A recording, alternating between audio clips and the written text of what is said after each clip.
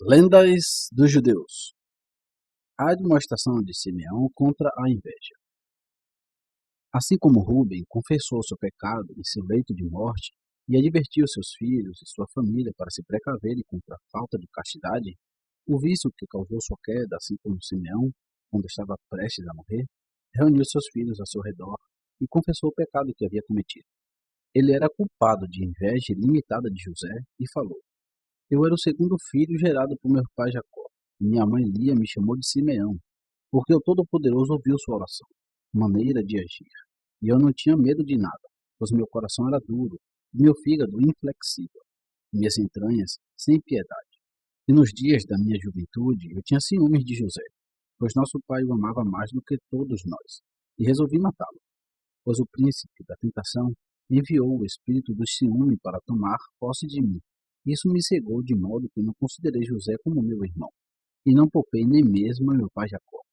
Mas o seu Deus, o Criador de seus pais, enviou seu anjo e o livrou das minhas mãos. Quando fui a Siquém buscar unguento para os rebanhos, e Rube estava em Dotã, onde todos os nossos suprimentos e provisões eram guardados, nosso irmão Judá vendeu José aos ismaelitas. Ao voltar, quando soube do ocorrido, Rubem ficou muito triste, pois desejava salvar José e trazê-lo de volta ao nosso pai. Mas contra mim, acendeu-se a minha ira contra Judá por ele o ter deixado escapar vivo. Minha raiva permaneceu comigo durante 5 meses, mas Iá me impediu de usar o poder das minhas mãos, pois minha mão direita secou durante 7 dias. Então eu soube o que havia acontecido. Foi por causa de José. Arrependi-me e orei ao Criador para restaurar minha mão e me impedir de todo tipo de contaminação, inveja e loucura. Durante 2 anos me entreguei ao jejum e ao temor do Criador, pois percebi que a redenção do ciúme só poderia vir através do temor de Yahvé. Meu pai, vendo-me abatido, perguntou-me a causa da minha tristeza. E eu respondi que estava sofrendo com o fígado, mas na verdade estava de luto mais do que todos os meus irmãos, visto que tinha sido a causa da venda de José. E quando descemos ao Egito, e José me amarrou como espião, não fiquei triste, pois sabia em meu coração que o sofrimento era apenas uma retribuição. Mas José era bom, e o Espírito de Deus habitava dentro dele.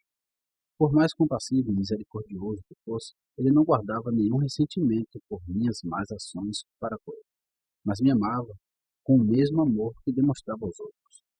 Ele prestou a devida honra a todos nós, e nos deu ouro, gado e produtos. E agora, meus queridos filhos, amem-se uns aos outros, cada um ao seu irmão com o coração limpo, e removam o espírito de ciúme do meio de vocês.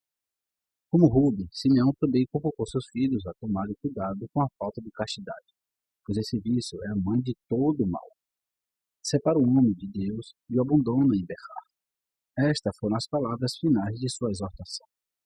Nos escritos de Enoque, vi que seus filhos seriam corrompidos pela prostituição e maltratariam os filhos de Levi com a espada, pois a guerra que ele travará é a guerra de Iá, e ele vencerá todos os seus exércitos.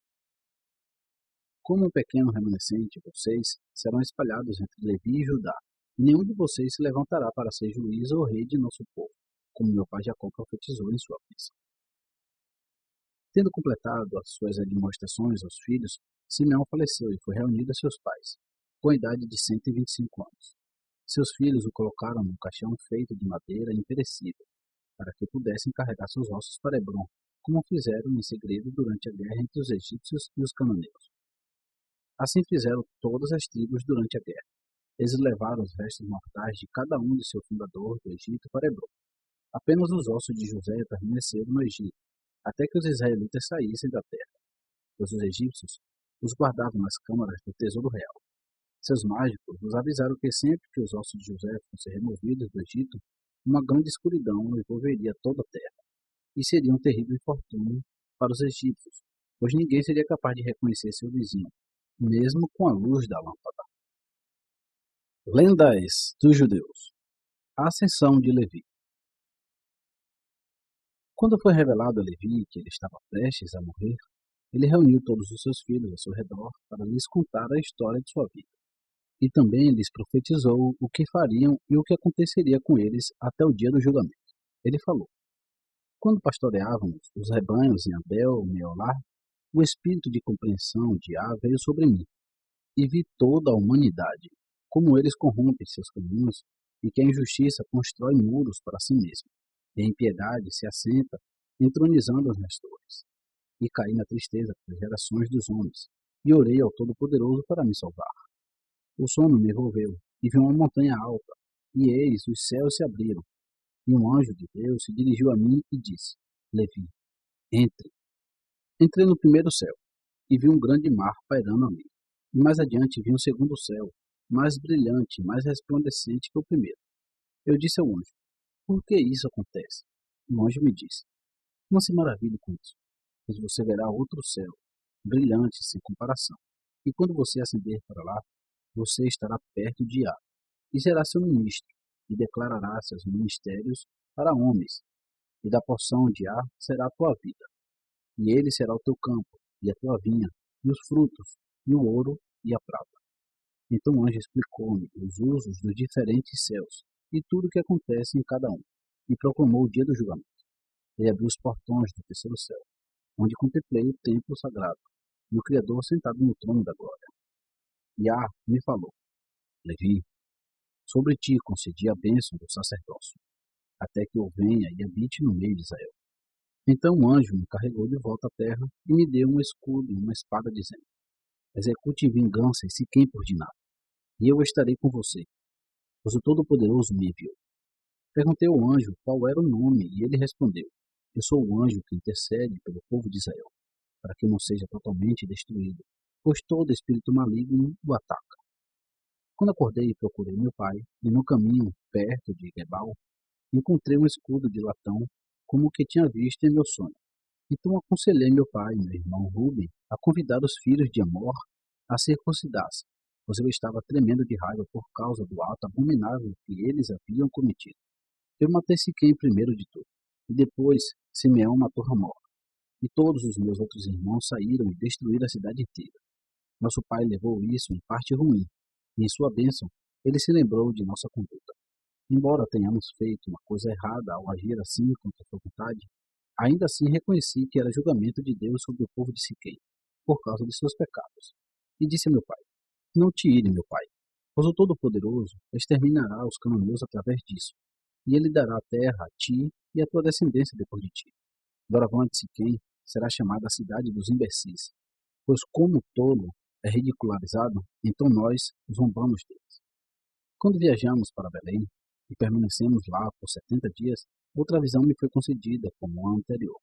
Vi 7 homens vestidos de branco, e eles falaram comigo dizendo: Levante-se e vista-se com as vestes sacerdotais. Coloque a coroa da justiça sobre sua cabeça e vista o éfode do entendimento, e o manto da verdade, e a placa de mitra da fé, e a mitra da dignidade, e as ombreiras da profecia. E cada um dos homens trouxe-me uma vestimenta e vestiu-me com ela. E falou: Doravante seja o sacerdote de Yah, tu e a tua semente por toda a eternidade, e comereis tudo o que é belo de se ver. E a mesa do Todo-Poderoso se apropriará de teus descendentes, e deles virão o sumo sacerdote, juízes e eruditos, pois tudo o que é santo será guardado por sua boca. 2 dias depois de ter sido visitado por esse sonho, Judá e eu fomos até nosso avô Isaac, que me abençoou de acordo com as palavras que ouvi. Jacó também teve uma visão e viu também que eu fora designado para ser o sacerdote de Deus, e por meu intermédio ele separou 1/10 de seus bens para o Todo-Poderoso. E quando nos estabelecemos em Hebrom, a residência de Isaac, nosso avô, me ensinou a lei do sacerdócio e me admoestou a me manter distante da impureza. Aos 28 anos, tomei Milca por esposa, e ela me deu um filho, e dei-lhe o nome de Gerson, porque éramos estrangeiros na terra. Mas percebi que ele não estaria nas primeiras fileiras dos homens. Meu segundo filho nasceu para mim, em meu 35º ano. E ele viu a luz do mundo ao nascer do sol. E eu contemplei minha visão entre os orgulhosos da Assembleia, e portanto dei-lhe o nome de Corrate. Minha esposa me deu o terceiro filho no 40º ano da minha vida, e chamei-o de Merari, porque foi amargo o trabalho que ela teve ao gerá-lo. Minha filha Joquebede nasceu no Egito quando eu tinha 63 anos. E eu a chamei assim porque naquela época eu era conhecido com honra entre os meus irmãos. E no meu 94º ano, Arã tomou Joquebede como esposa, aquele que nasceu no mesmo dia que ela. Então Levi admoestou seus filhos a andarem nos caminhos do Todo-Poderoso e a temê-lo de todo o seu coração, e contou-lhes o que havia aprendido nos escritos de Enoque, que seus descendentes pecariam contra Iá nos tempos vindouros, e ele sofreria o castigo divino por sua transgressão. E então o Criador levantaria um novo sacerdote, a quem todas as palavras de Iá seriam reveladas. Suas últimas palavras foram: E agora, meus filhos, vocês ouviram tudo o que tenho a dizer. Escolham agora a luz ou as trevas, a Torá de Iá ou as obras de Belial. E seus filhos responderam: Diante do Todo-Poderoso, andaremos segundo a sua Torá. Então Levi falou: Iá é testemunho, e os anjos também. Eu sou testemunha, e vós sois testemunhas da palavra da vossa boca. E seus filhos responderam: Somos testemunhas. Assim Levi deixou de divertir seus filhos. Ele estendeu os pés e foi reunido aos seus pais, com a idade de 137 anos, uma idade maior do que qualquer um de seus irmãos.